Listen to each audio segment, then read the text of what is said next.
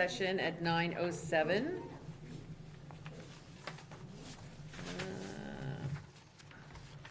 Okay. Moving on, we're going to discuss the title work status report from the assessor's office. Hi.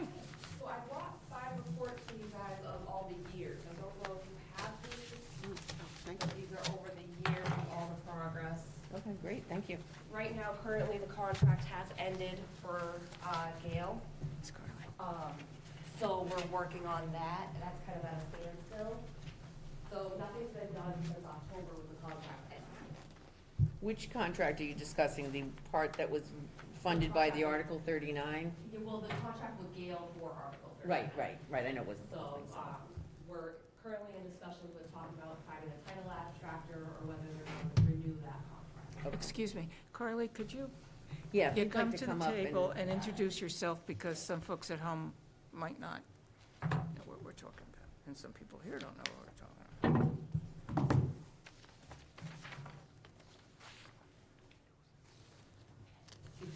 Questions? You do. You just first state your name for the record. Carlene Jones, Assessing Director. And you might want to move that little microphone over a little, because sometimes at meetings it's, thank you. You're welcome. Okay, yes, we do have some discussions. I have some discussions from Dave. So we can sort of understand the process once again, because I know we've asked the questions before sometimes. So his first question was, what are the criteria for billing a parcel? So to put on like a new one? Yeah. So we would need a deed, a recorded deed, and we would have to check the chain of title. So we would check back about 50 years to make sure that the title was correct for a new parcel. And then what we are trying to do with the new, the problem is miscellaneous parcels. We're trying to require them to have a plan, because the miscellaneous parcels, the location is unknown. So that's put a big monkey wrench in this project.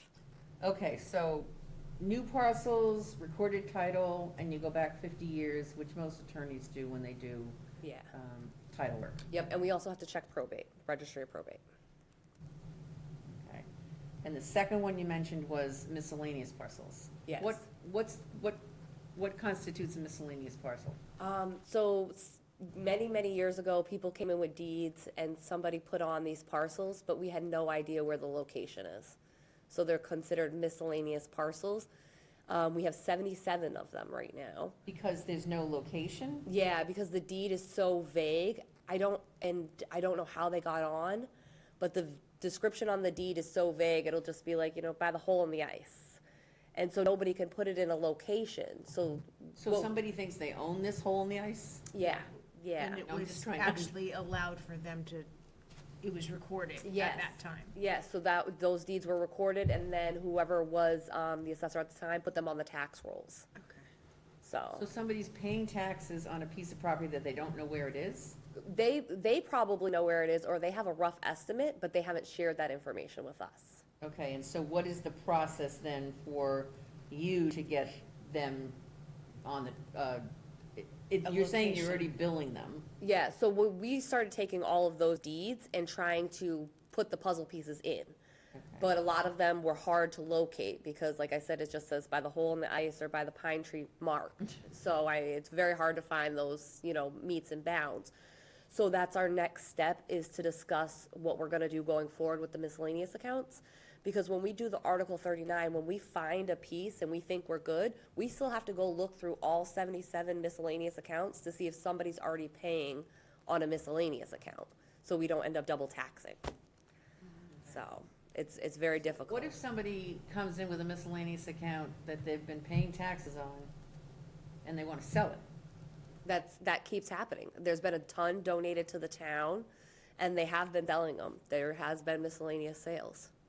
But now How that do we you sell it if you don't have the exact location?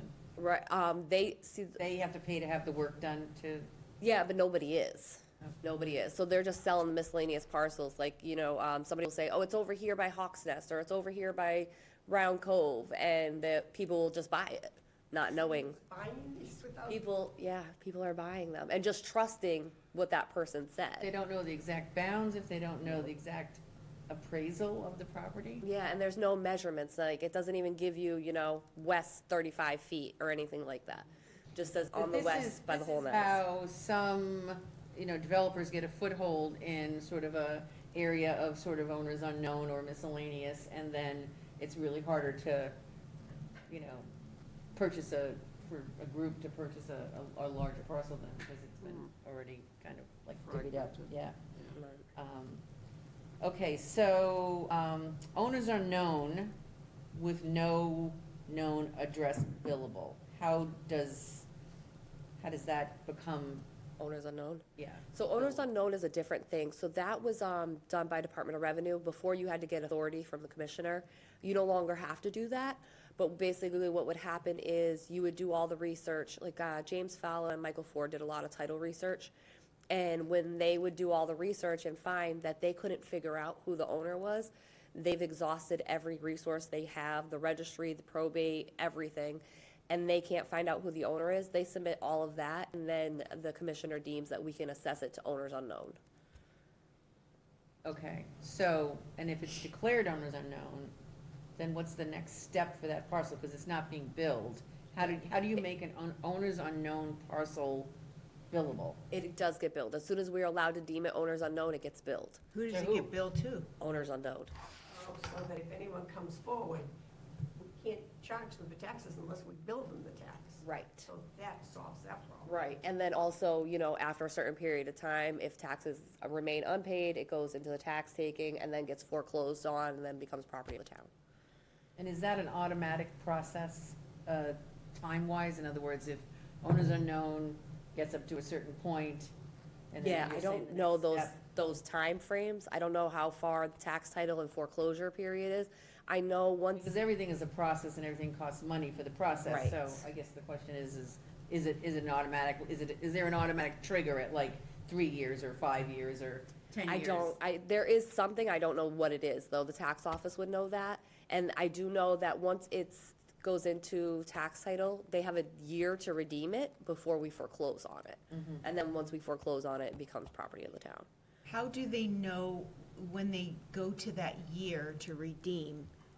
How do they make sure that does it become like public, that there's a year on this? Because you're saying a year to redeem, like someone step forward. Yes. How do you put that in the newspaper or something, like how do people I'm find not out? sure, that's the tax office. Okay. Yeah, so they do all the tax title, and I'm not sure exactly what the procedure is for that. I know they record a lien in the registry of deeds, but I don't know what happens after that. Okay, so is owners unknown with no known address billable? Yes, Okay, it's billable to owners unknown and it just accrues. yes, Are heirs of whatever with no known address billable? yes. Okay, and so is that treated the same way? It like goes into a Yes, same line item that tax says title. heirs of Yes. whatever? Yeah, same heirs thing. of Judah Eldridge? But that's just one that we were able to find an heir, and then it stopped there, and we couldn't go any farther. So we Okay. assessed it to the heirs of. Right.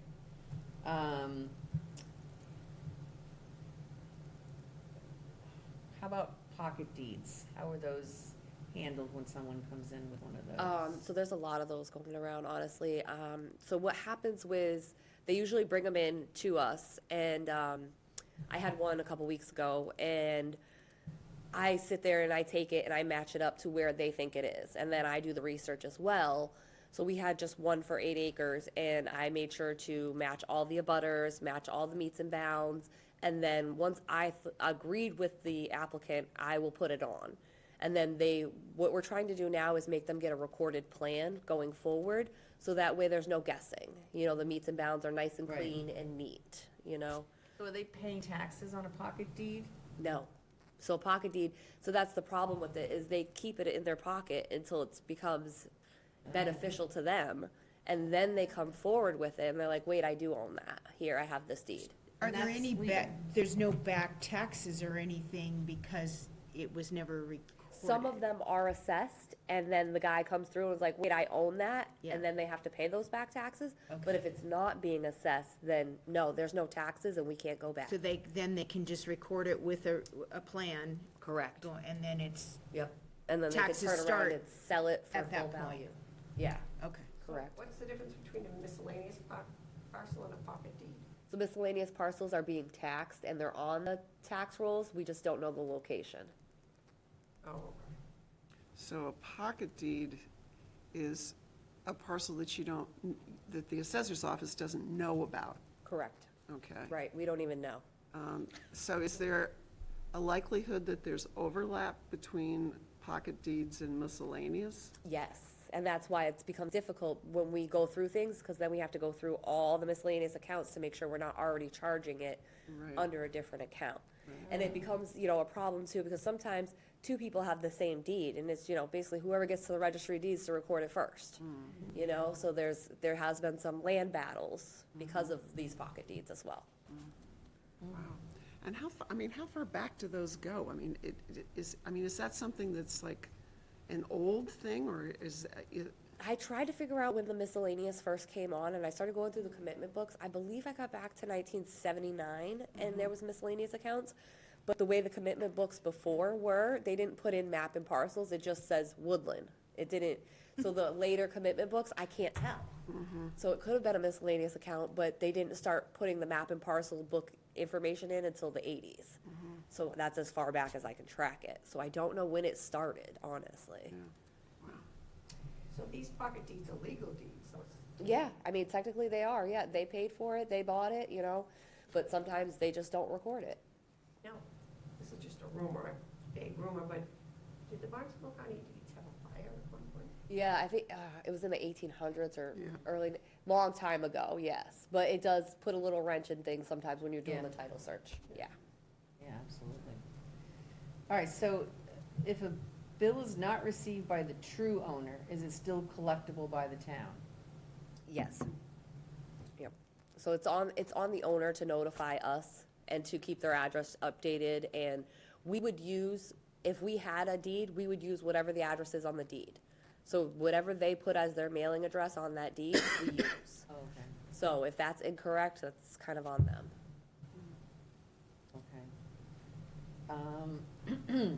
Question that you can't collect back taxes on pocket deeds, you just said that. Right, yeah. Okay. And, what criteria is used to accept a new plan for a formerly untaxed property as legitimate? So it has to be recorded, Recorded. survey stamped. Okay. And we do, when a plan comes in, if they have deed references and plan references on it, we go through those and verify them before we put it into our system. are you finding duplications when you do that? In the beginning, there was a lot of duplicates. So a lot of the miscellaneous accounts we got rid of because they were duplicates. We had one guy who didn't realize he was paying on the miscellaneous account even though he recorded a plan and put it on. So he was paying for a couple years, not realizing paying both accounts. So when we started doing this, we're like, wait, these accounts are exactly the same, so we removed the miscellaneous one. So that's why, because originally, a couple years ago, it was like 150 miscellaneous accounts. And as part of the Article 39 project, that's one of the steps we did, was try to weed through those and get rid of the duplicates and try to locate some of them, because there's such a issue with Article 39. So that's why we were able to get it down to 77, and that's where we're at right now, pretty Wow, much. Good job. Thanks. You're a real investigator.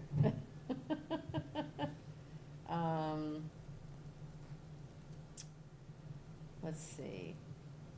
It says here, it seems that many deeds reference plans that were recorded months earlier. Does the assessor only look into the map and parcel match based on the deed, or are plans monitored as well? So the way plans work is all the plans that I receive in calendar year 2024, because everything's based off the January 1 assessment date. So all the plans I receive for calendar year 2024, I start to put in fiscal 25, but they don't apply till fiscal 26. They won't go active till fiscal 26, because the assessment date for fiscal 26 is January 1st, 2025. So it's all based off of that assessment date. So they won't be active until 2026, but they will refer to 2024. Correct. So the plan will be recorded in calendar '24, but won't go on to the assessing database until fiscal year '26. Any other questions? Any more questions? That, we had the appropriation of $500,000 at town meeting a couple of years ago. How much of that money has been used? I don't know the exact number off the top of my head, but I want to say it's less than 100,000. It wasn't, we had Gail in here. It was the only one who responded to the RFP. She was in here and, you know, we had schedule conflicting, so she wasn't in here for 2 months. And then, you know, we were shorthanded in our office. And thankfully, we're fully staffed now. So there was a lot of issues that we couldn't buckle down on this as much as we wanted to, you know? So that was an issue. And we do have like the original packet that Rios created with all the bigger parcels that everybody wanted us to look at. We spent a lot of time looking at those bigger parcels and getting nowhere, unfortunately. So like the 57-acre pieces, we dove into those first. We were like, yeah, let's get those first.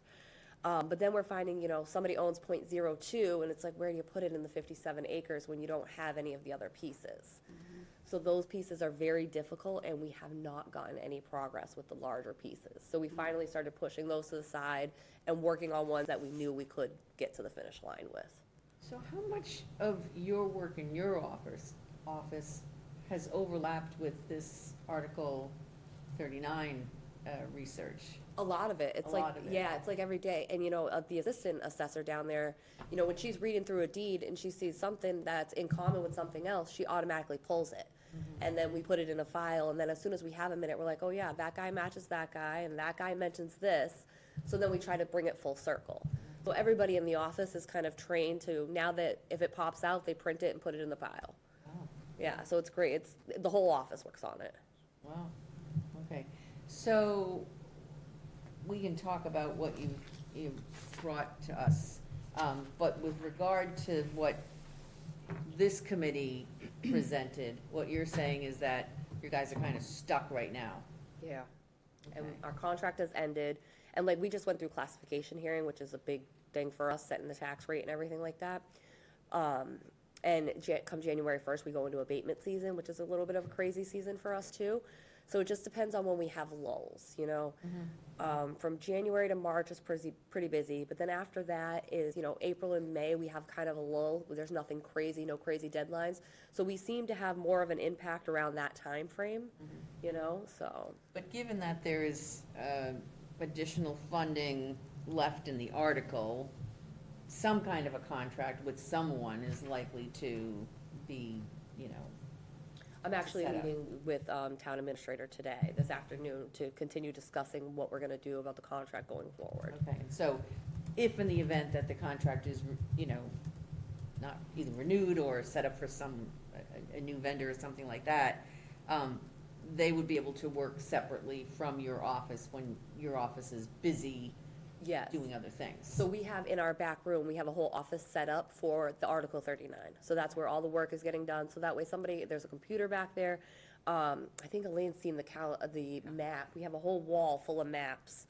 So that way we can literally look at it, pinpoint stuff, and make things easier. So we've turned that into our Article 39 room. So all of our stuff's back there. All right. Madam Chair, can I ask a question? Yeah. So since Gail has gone, then we would expect that no more of this 500,000 will be spent until someone else's contract. Correct, because any work is done by staff. It's and- staff work. Yeah. Okay, So which if was the anything- problem when Gail was here, trying to determine how much was applied to that and how much was staff work, which sometimes Right. overlapped each other. Right, so, and I understand it kind of looked like nothing was getting done, but it was getting done off staff time, so you weren't seeing the money come out of the account. Yeah, okay. And like downstairs, I was gonna bring it up, but we have one piece that's in Echo Woods, and I have a full box, paper box, full of research. And that's all the research we've done, and we didn't get an answer. You know, so sometimes like we're putting the hours in, but getting nowhere, you know, unfortunately. Do you think that any of the ones that you have been able to document will help you with, you know, set some boundaries around the bigger parcels? Most of these aren't in the bigger parcel areas, and we had to stray away from those. Yeah. So no, and that's where I had suggested maybe even going to get a title abstractor and doing, the reports that they did before. Like, we have a lot of reports on, Hall's Path and Echo Woods from James Falla. So they had did this years ago and did the same thing. So we're hoping that we can still kind of go that avenue for the pieces we're having difficulty with. And if not, I do plan to reach out to Department of Revenue and see what they suggest I do. Because I'm pretty sure I can't just put the whole 57-acre piece to owners unknown. I think I have to figure out whose piece and how the map should be mapped. But a lot of the clues we have are in the assessing office. Like, we have a lot of very old maps with handwritten notes and files on all of these peoples and parcels. So anybody who did do the work in the future would need to come down there and use those. Do you know how other towns handle, these kind of things? No other town has miscellaneous accounts whatsoever. We are the only Interesting. town that has them, because I've called everywhere Interesting. for advice. And everybody's like, what's a miscellaneous parcel? I'm like, I'm calling to ask you. Hoping you're gonna give me some insight. And what So, about how they handle owners unknown? They do the same thing for owners unknown, same process, yep. But they do a lot of, I don't know if they necessarily have a lot. I know in 2000, there was something where the state got involved, and a lot of people, because the problem is, like, you'll see the last ones that were they're all town-owned.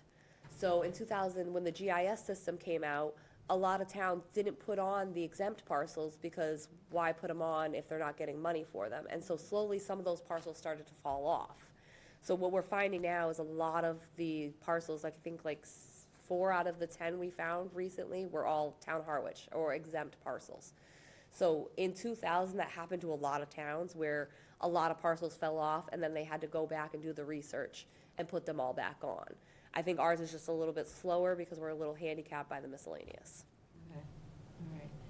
So, I mean, this looks like a lot of work. I don't know how to read it all, but, do you feel like you've made significant progress? And when I say progress, what does that mean for you in the assessor's office? Yeah, and it's very important for me in the assessor's office too, because, we have, if it's unidentified, then you have all the neighbors encroaching on it, and then there's a fight, and then they all come into us, and I'm like, I'm not the land police, I can't help you guys, and so it is very important for us. And like, for the first year, we put on 1.3 million in value.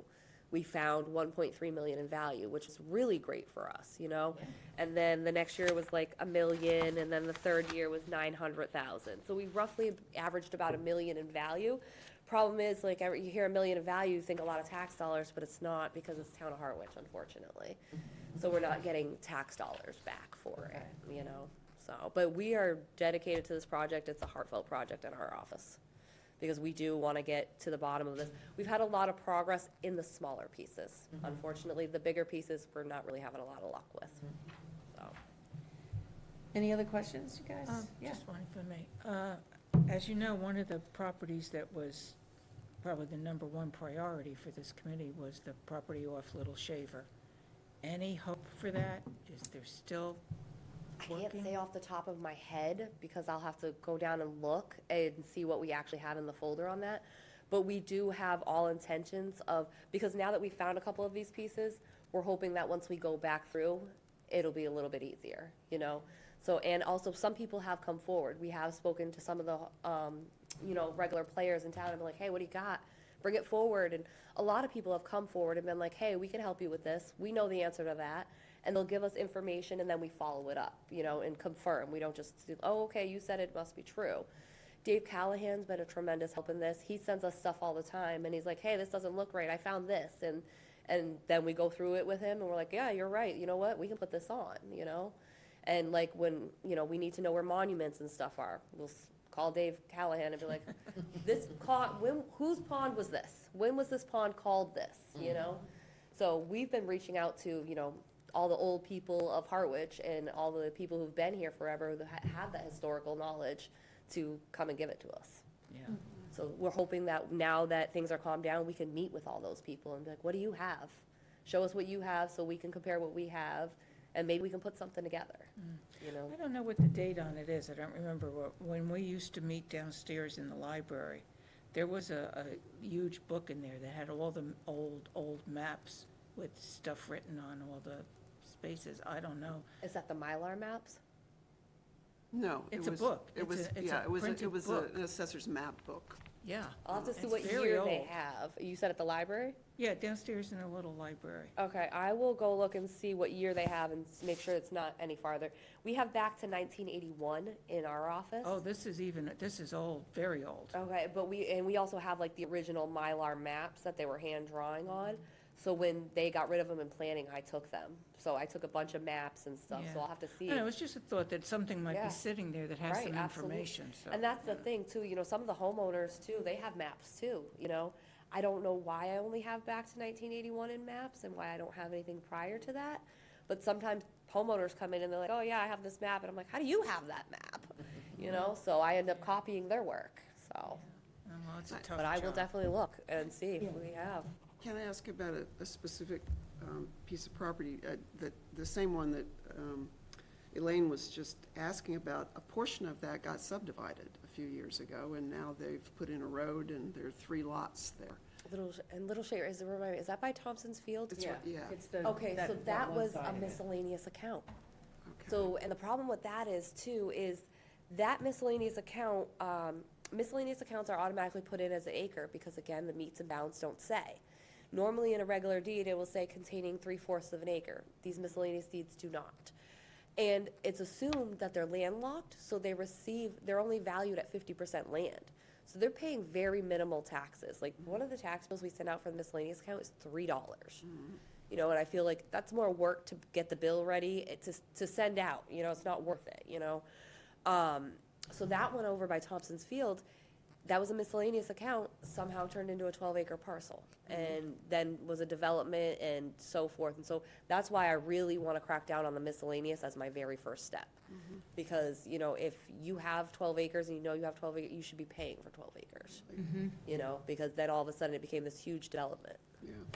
Well, I think it's safe to assume that in terms of real estate and open space, our priority, as it was years ago, a couple years ago, and years ago from that, was the area in Little Shaver Lane. That was the number one priority. So when it comes time for somebody to do whatever, that is our priority. Number one. Priority. Okay. Yeah. All right.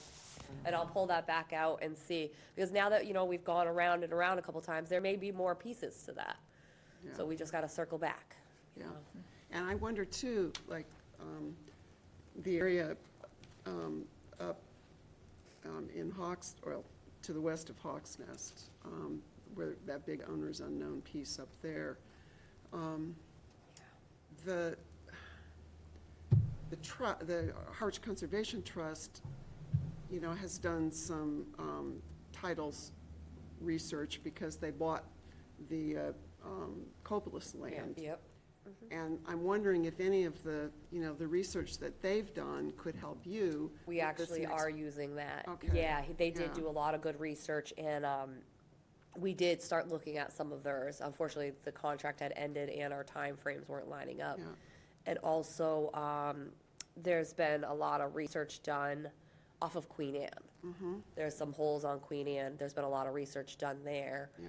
And so we just had recently contacted one of the surveyors who did a plan there to see Yeah. if we can, where'd you get that information? Yeah. Can you share that information with us? Yeah. So that way we're not spending hours and days going through the same thing to find the same thing, Right, so. right. Well, yeah, I was just thinking that's sort of our number 2 priority. Right. Little Shaver and Hawks Nest? Yeah. Okay, Yeah, so, Absolutely. yeah, okay. Anything around the pit. yeah. There. Yeah, and here's the crazy thing about the right hand not talking to the left hand in town. There are a lot of dirt bikes that use that sand pit, just north of Cornelius Pond. Yeah. And so I called up the police department one day and said, are they allowed to, run dirt bikes on, what's owner's unknown land? Right. And they said, oh, the owner gave them permission to do that. And I was like, oh, that's interesting. Who's the owner? Right. Yeah. So, There is a sand pit I am They give working you a on. name? no. So there is a sand pit I'm working on right now. I'm not sure if it's the same one. I'm trying to think of the pond bounding it. But it's Cuddy. Paul Cuddy.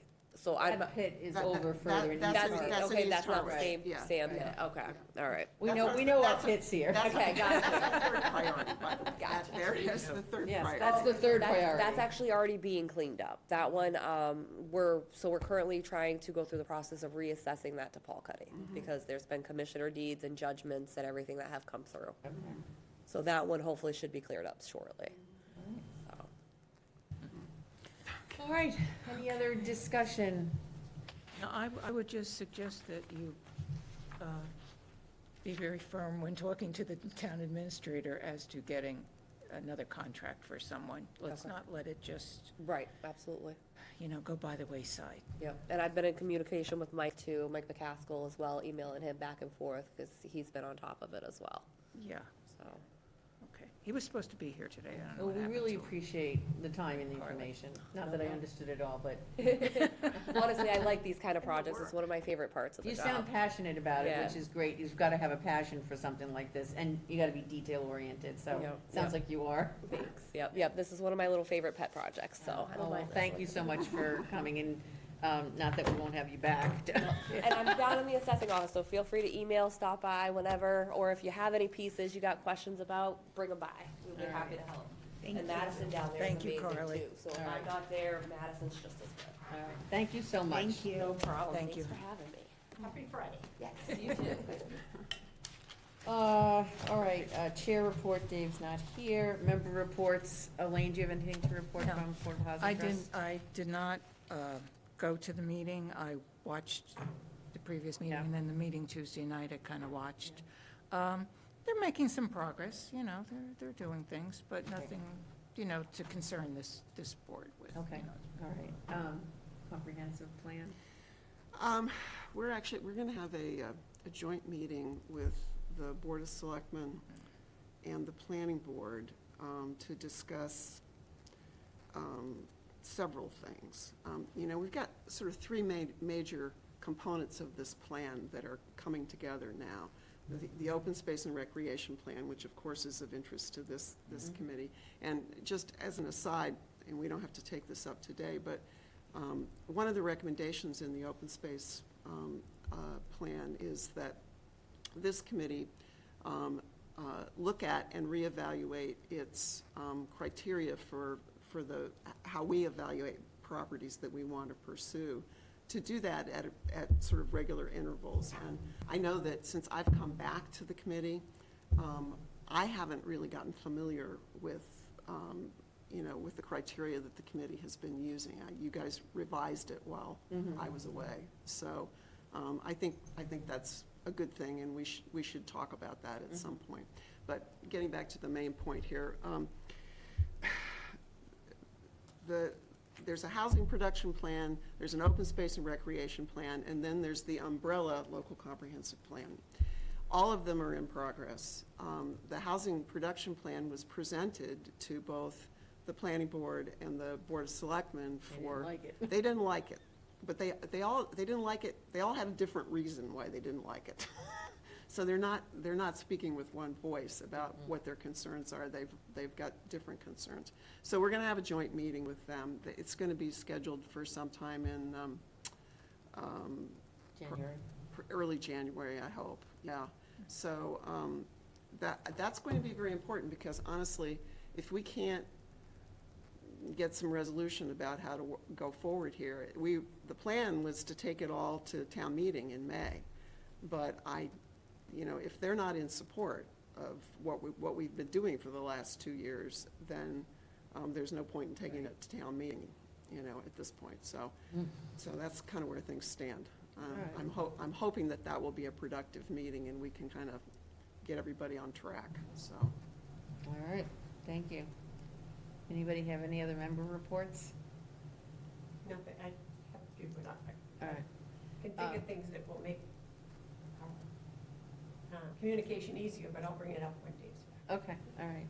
Regarding Community Preservation Committee, we had the last of our presentations last night of our 12 applications this year. One application has been withdrawn, so we've got 11 applications totaling close to $3 million. typically we have anywhere around 2 to 2.5 million, so we'll, have to see how that shakes out. So beginning in January, we'll have our regularly scheduled meeting and then an additional meeting where we'll discuss all the applications. We probably will not vote on the applications until February because we're waiting for a truing up of the accounts by an outside group looking at the Community Preservation Act funds, just to make sure we've got everything in the right buckets, so to speak. And that's all, so. Right. All right, anything else? Next meeting is scheduled for January 17th, 2025. Can I have a motion to adjourn? So moved. Second? Second. All in favor? Aye. Aye.